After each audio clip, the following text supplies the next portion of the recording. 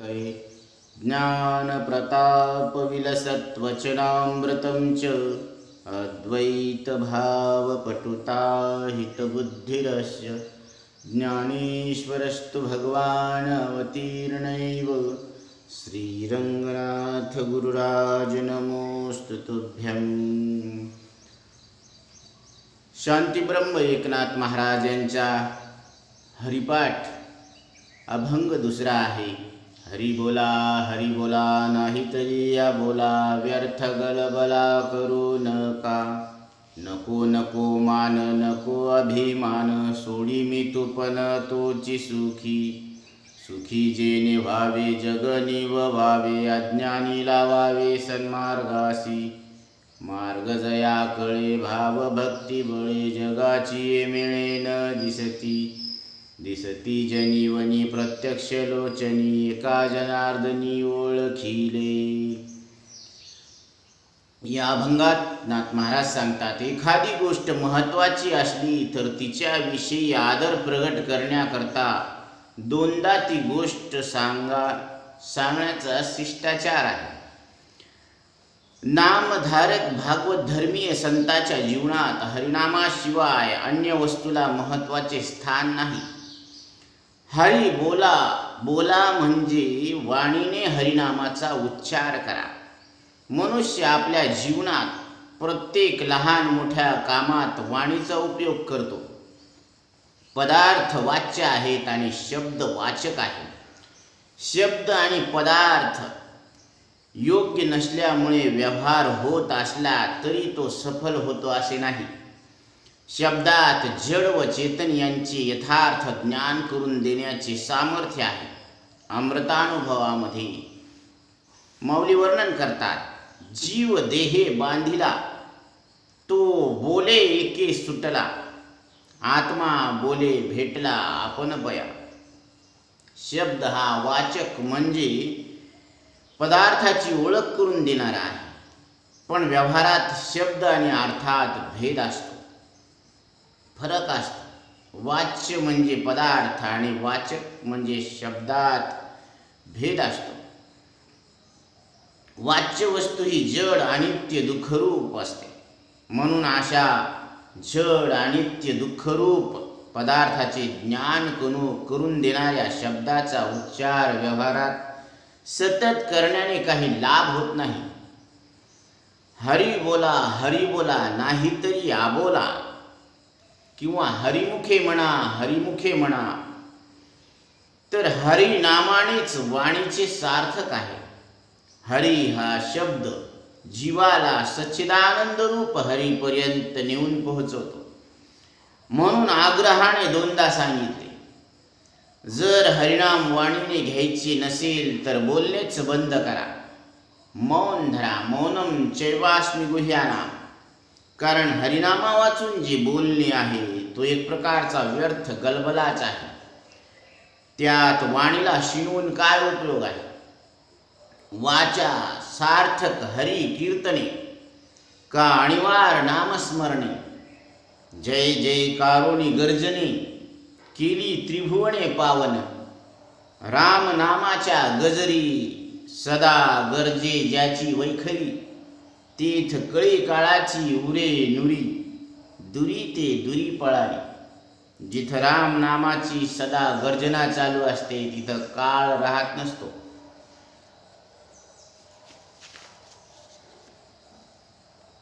हरिनाम हे अत्यंत श्रेष्ठ व जीव मात्राच्या उद्धाराचे साधन असतानाही सामान्य लोक नामस्मरण का करत नाही, त्याचे कारण देहाभिमान आहे।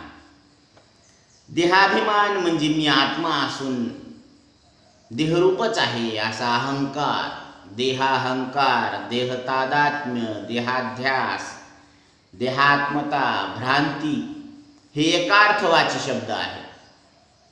देहाभिमान आला की मनुष्याला लोकांती आपला आदर करावा अशी इच्छा होते, याला मान म्हणतात। देहाला मी म्हणले की देहाहून इतर जे कोणी असतील ते तू या भावनेचे विषय होतात, म्हणजे मी व तू हे द्वैत निर्माण होते। द्वितीयाद्वय भयम भवती श्रुतिवाक्य आहे. तुकोबराय सांगतात, दुजे जव जव घडे तव तव संसार भय जोडे. भय म्हणजे दुःख निर्माण होते. व्यर्थ गलबला म्हणजे बडबड करण्यापेक्षा अबोला म्हणजे गप्प बसणे चांगले, आणि गुपचूप बसण्यापेक्षा हरी म्हणणे चांगले आहे. कारण पूर्वी आत्मा होता, तो न कळाल्यामुळे जीव समजू लागला व त्यामुळे तो पाप पुण्य करू लागला. पापामुळे पशुपक्षादिक शरीर मिळते, पुण्य फळाने देवयोनी मिळते व समान पाप पुण्याने नरदेह मिळतो. पण तेही अवघड, कारण पाप पुण्य समान होणे अवघड आहे. पावला हा देह कागटाळी न्याय, न घडो उपाय घडवाले. म्हणजे न घडणारा उपाय मिळाला हेच भाग्य, कारण मोक्षाच्या रिंगणात आलो, मोक्ष रेखे आला. म्हणून हरी हरी म्हणावे किंवा बोलावे, कारण पशुपक्षी शरीरातील जीव देव आहे. तिथे आकार आहे, व्यवहार आहे, ज्ञान आहे. इंद्रिय जन्य ज्ञानाने त्यांची जाणीव बांधलेली आहे. हेच पाश आहेत, म्हणून त्यांना पशु म्हटलेलं आहे. दगडात आकार आहे, व्यवहार नाही आणि ज्ञान नाही. देव शरीरात आकार आहे, व्यवहार आहे, ज्ञान आहे, पण विषय भोगाच्या प्रतिबंधामुळे चिंतन होत नाही. नरदेहात येऊन भोग वासनेने देव योनीत गेलेत ते. नरदेहात आकार आहे, व्यवहार आहे, ज्ञान आहे, आणि त्या ज्ञानाने मी सच्चिदानंद परमात्मा आहे अशी आत्मस्वरूपाची ओळख करून घेता येते. मनुष्य देहीचे निज्ञाने सच्चिदानंद पदवी घेणे एवढा अधिकार नारायणी कृपावलोकनी दिला. मनुष्य देहामध्ये इतर योनीतील जीवाला वाणीचे माध्यम नसल्यामुळे कळालेले बोलून दाखवता येत नाही आणि बोललेले कळत नाही. मनुष्य देहातल्या जीवाला वाणीचे माध्यम असल्यामुळे बोललेले कळते आणि कळालेले बोलून दाखवता येते. अनुभव दोन्हीकडे सारखाच येतो. जसे उन्हाळ्याचे दिवस होते, तहानेने व्याकुळ झालेल्या कळपातून एक गाय पाण्याच्या शोधात निघाली. माणसाच्या जमावातून एक माणूस पाणी शोधू लागला. पाण्याच्या शोधात दोघे तळ्यावर आले, पाणी पिले, तृप्त झाले. माणसाने हाक मारून सर्वांना पाणी पिण्यास सांगितले, पण गाईला बोलता येत नसल्यामुळे अनुभव तृप्तीचा सांगता आला नाही. हा फरक आहे. तुकाराम महाराजांनी हाक मारली, हाकारुनी सांगे तुका, नाम घेता राहू नका. बोलता येते म्हणून मुखाने हरिनाम घ्या, कमल मुख राम भजन को दिया. कबीरदास सांगतात, कमळासारखे मुख आपल्याला हरिभजनासाठी देवानं दिलेलं आहे. दुसऱ्या चरणामध्ये नाथ महाराज सांगतात, नको नको मान नको अभिमान, सांडी मी तू पण तोची सुखी. सोडी मी तू पण तोची सुखी. नाथ भागवताच्या दुसऱ्या अध्यायात जनक योगेश्वर संवादात सांगतात, ऐक राया नवलपरी, आपला संकल्प आपणा वैरी. देहबुद्धी वाढवणी शरीरी, अति दृढ करी भवभया. आपला संकल्प आपला शत्रू आहे. तो देहबुद्धीचा वाढ करून भवबंधन दृढ करत असते. ते बुडाले द्वंद्वसंधी, सकळ दुःखाची आराश, महाभयाची भूते चौपाशी, अहर्निशी झोंबती. मग ते द्वैतामध्ये अडकून रात्रंदिवस ते बंध त्याला झोंबत असतात. देहबुद्धीची आनरा, थोर चिंतेचा आडदरा, संकल्प विकल्पांचा मारा, ममता द्वारा निवार. ममता म्हणजे माझेपणा. कारण या देहबुद्धीचा जो मनुष्य आहे त्याला थोर फार मोठी चिंता लागलेली असते. अभिमानामुळे देहबुद्धी माझी सुख अणु मात्र नाही देख, सुख मानिती ते महामूर्ख. दुःखजनक देहबुद्धी देहबुद्धी ही दुःखाला जन्म देणारी आहे. तिथे अणुमात्र म्हणजे थोडं सुद्धा सुख नाही आणि जे सुख मानतात ते आता अतिमूर्ख आहेत. अभिमानामुळे देहसंबंधी विषयाचे महत्त्व निर्माण होते व ते वाढत जाते. स्त्री, पुत्र, धन, ग्रह इत्यादी ममत्व संबंध निर्माण होते. ते प्रतिकूल झाले की दुःख होते. देहाभिमानात जीवाचा कसा नाश आहे ते भगवान सांगतात. हिरवी तरी अर्जुना या शरीरा पराजिना, का नाना भोग रचना मिळवावी. आपण सायाश करुणी बहुते, सकळ ही समृद्धी जाते. उदो असतो या देहाते पोखावे काही. हे शरीर पराधीन आहे. नाना भोग रचना मिळवून सुद्धा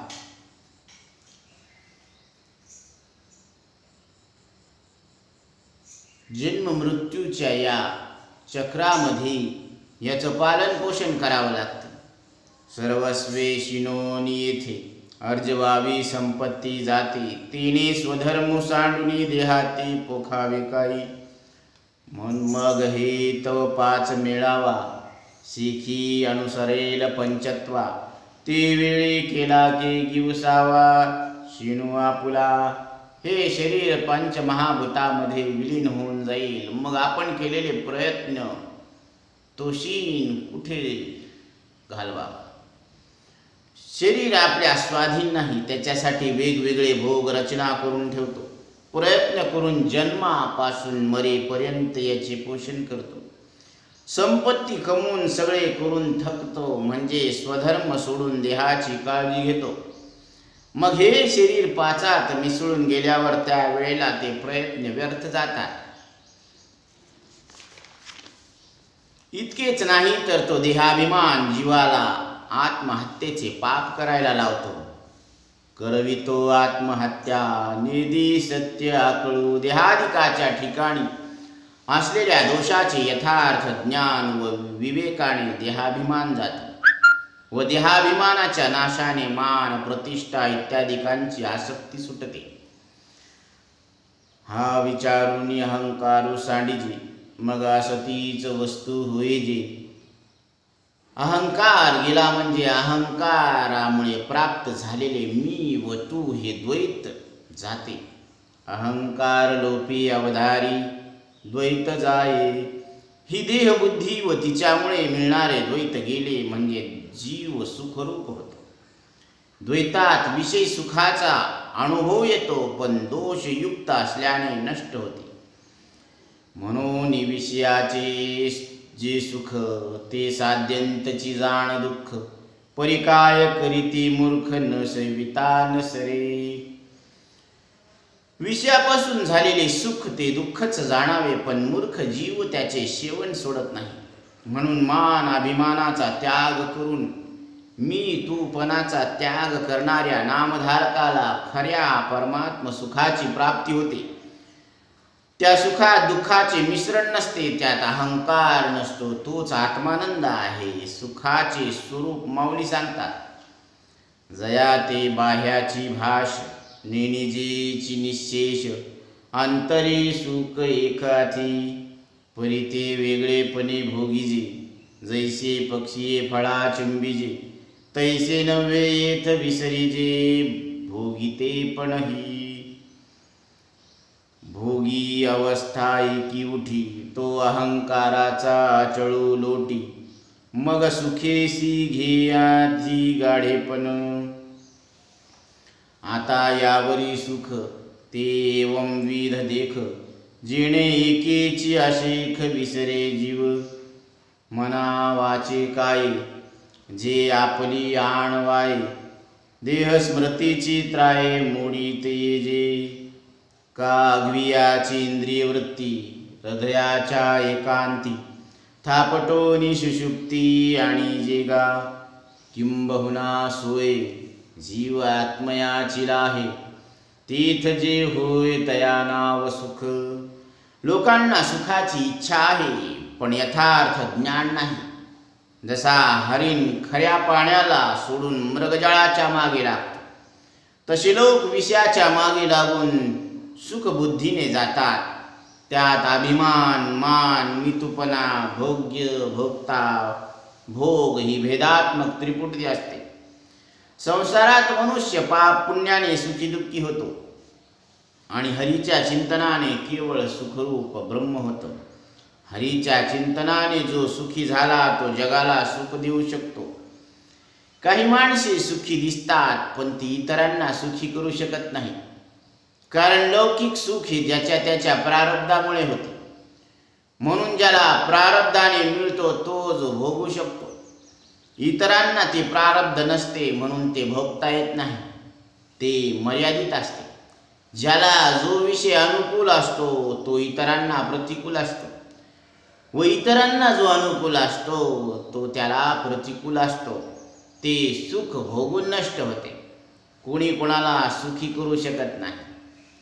तिसऱ्या चरणात नाथ महाराज सांगतात, सुखी जेणे व्हावे जगनी व्हावे, अज्ञानी लावावे सन्मार्गासी.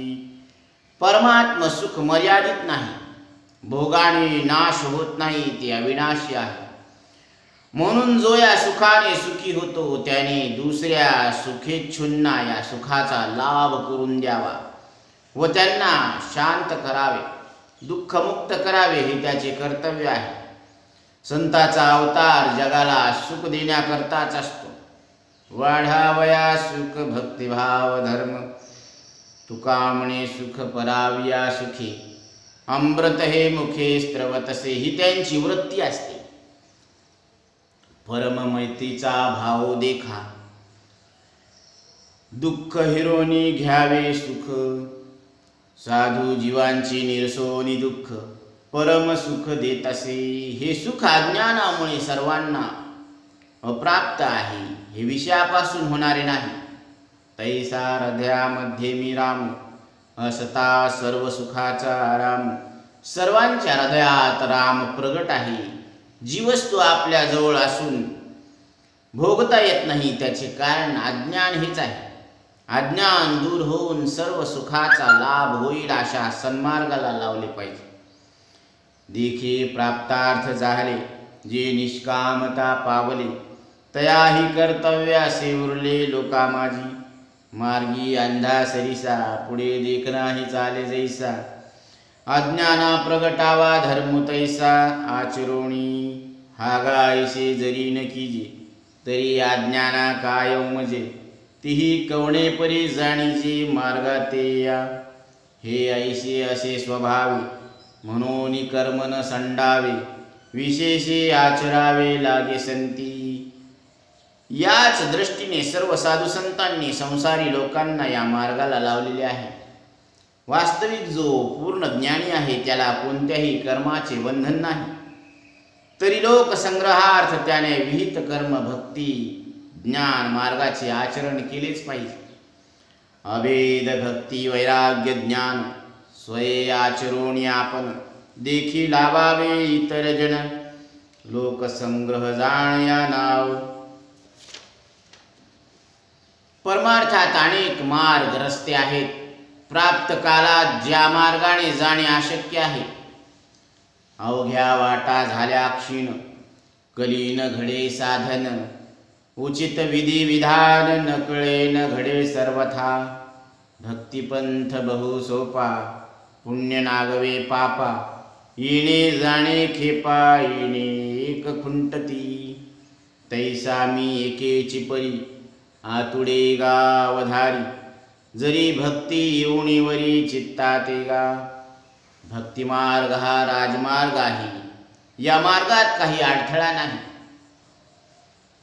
राजविद्या राजगुह्यम पवित्रम इदमुत्तमम. अर्जुना, अध्यात्म विद्येचा हा मार्ग म्हणजे राजमार्ग आहे. आपल्या डायरेक्ट स्वरूपाची ओळख करून देणारा मार्ग आहे. जो स्मृती नेनता भावे भजे भगवत पथा. त्याची विधी निषेध बाधकता, स्वप्नीही सर्वथा प्रमादू न घडे. या परी हरी कीर्तन देव परम समाधान. हा भक्तिमार्ग राजमार्ग पूर्ण. ही मार्गी स्वयरक्षण चक्रपाणी करता हाच सन्मार्ग आहे. या परी हरी कीर्तन देव परम समाधान हा भक्ती राजमार्ग पूर्ण. ही मार्गी स्वयरक्षण चक्रपाणी करता. जे या भावभक्तीच्या मार्गाने जातात, अज्ञानी जगाला भक्ती सन्मार्गाला लावतो, तो संसाराच्या मेळाव्यात येत नाही. चौथ्या चरणामध्ये महाराज सांगतात, मार्ग जया कळे भाव भक्ती बळे जगाची मिळे न दिसती. मल, विक्षेप आणि आवरण हे 3 दोष असतात.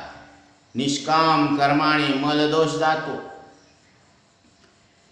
ईश्वर उपासना निष्काम केली तर विक्षेप दोष जातो. श्री गुरुला शरण जाऊन गुरुमुखातून अध्यात्मशास्त्राचे श्रवण करतो, त्याला ब्रह्मज्ञान होते व ज्ञान झाल्यावर प्रमाण संशय प्रमेय संशय व विपरीत भावना नसेल तर त्याचा आवरण दोष जातो. ज्याला हे 3 दोष नसतात त्याला जीवनमुक्त म्हणावे. प्रारब्धाने जो जगात राहतो, प्रारब्ध संपल्यावर तो ब्रह्मरूप होतो, तो विदेहमुक्त म्हणावे. हीच कृतार्थता आहे. विषय तो त्यांचा झाला नारायण, नावडे जन धन माता पिता. जगाच्या व्यवहारात नसतात, पण त्यांना ओळखावे कसे, भेटावे कसे, त्यांची संगती कशी करावी. मनोमार्ग गती आकळावा श्रीपती येणे पंथे. संताचे संगती मनोमार्ग गती आकळावा श्रीपती येणे पंथे. संत कसे आहेत, कसे ओळखावे. तर नाथ महाराज 5व्या चरणात सांगतात, दिसती जनी वनी प्रत्यक्ष लोचनी एका जनार्दनी ओळखिले. जो हरीला ओळखतो त्याला जनात वनात व प्रत्यक्ष डोळ्याने सर्वत्र तोच हरी दिसतो, असे जनार्दन महाराजांचे शिष्य एकनाथ महाराज सांगतात. पुंडलिका वरदे हरी विठ्ठल श्री ज्ञानदेव